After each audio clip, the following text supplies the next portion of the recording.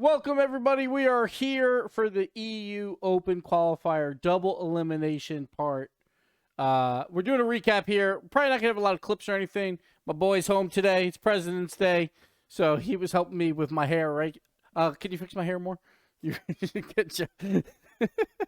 So, we're going to first have Ryan pick who's going to win. All right? So, we're going to pick who's going to win in Europe. So we'll do that first, so then we can get you out of here and you can go back playing Minecraft.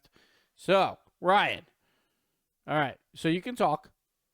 Where are you? There you go. You can talk like into my microphone right here. See? Hello. All right. So you need to pick out of these logos who's going to win, like who's going to be the top four.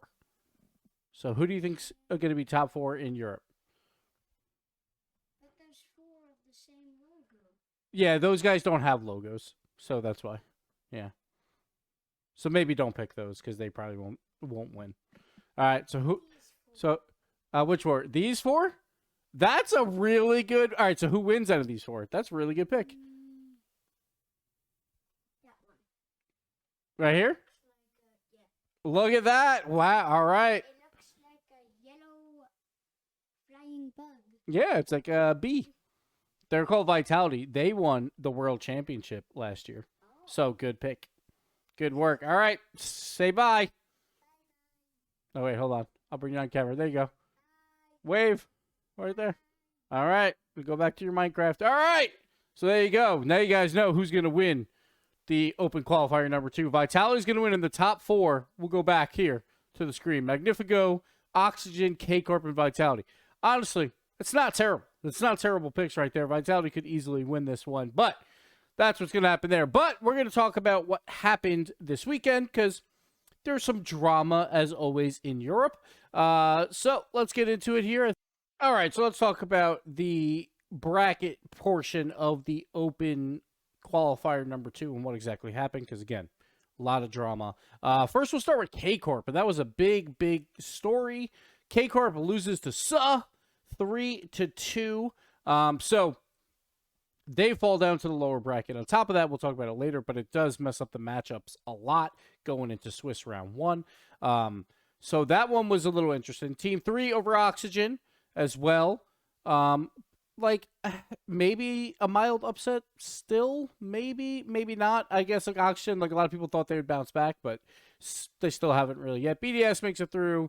Solary took out Moist 3-1 in the first round.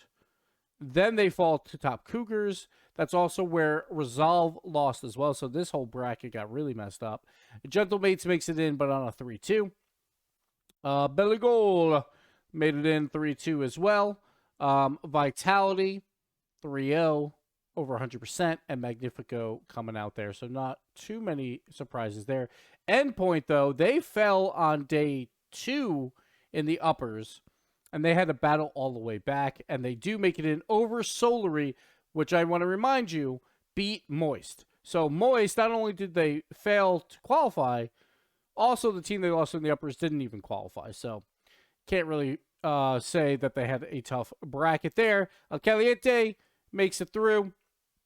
Oxygen does bounce back. KCorp gets the 3-0 over Wild. They actually, game 3 overtime, one of the Wild players, he DC'd and they had to play 3-on-2.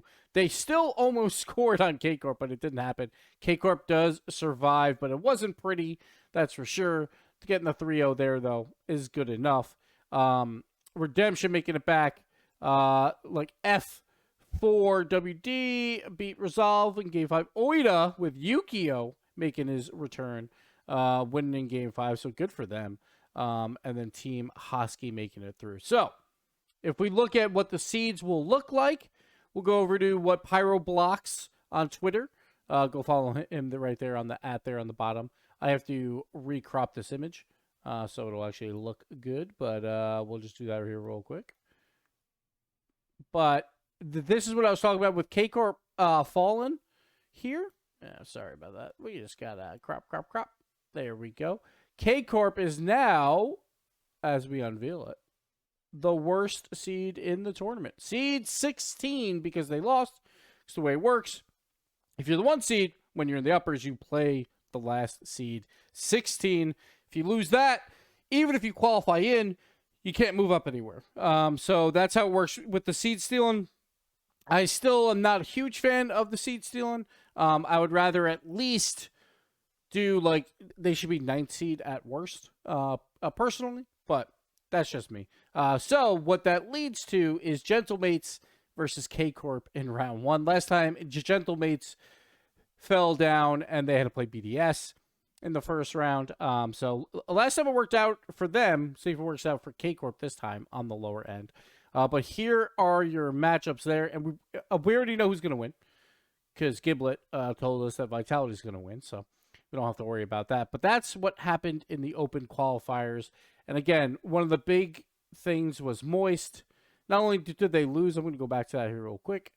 They lost, but they didn't even like lose to a team that even qualified, which I didn't bring up again here. They lost to Resolve 3-1, and Resolve didn't even make it in. So Moist, very, very bad loss in these qualifiers. We'll see if they can bounce back. But what that leads us into the rankings. We'll go back to that here really quick. We can see that it's going to leave the door open a little bit. We'll see. Like, as of now, it looks like our top 4 is kind of set in Europe with Vitality, BDS, Gentlemates, and KCorp. But it's only been one tournament. Vitality lost in round 1 to Swiss last time. KCorp just lost in the open qualifiers. And I get it. When we saw the top 4 on the weekend, they looked fantastic. They look like the best in the world. I think they clear North America pretty handily.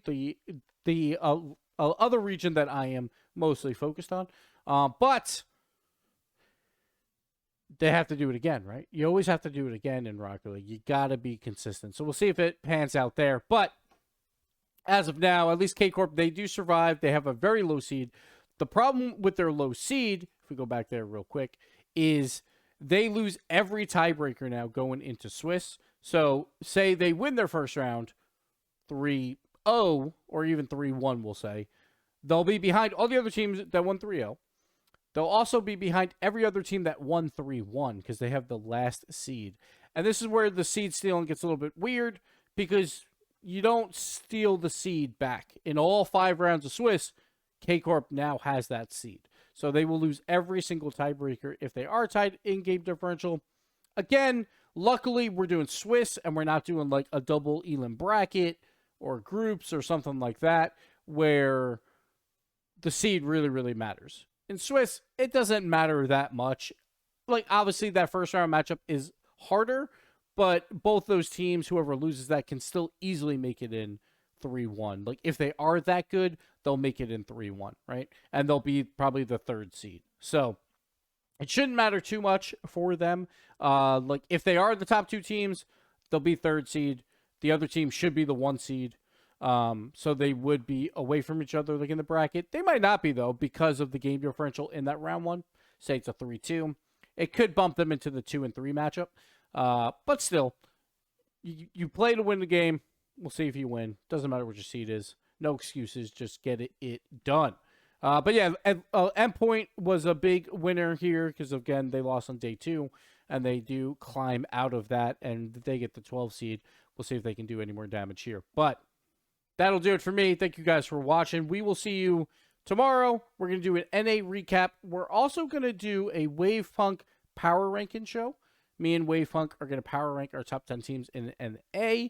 That'll be live on Twitch on Tuesday, but the video will come out on Wednesday. So we'll do that then. So I hope you guys all tune in for that stuff. Until next time, adios.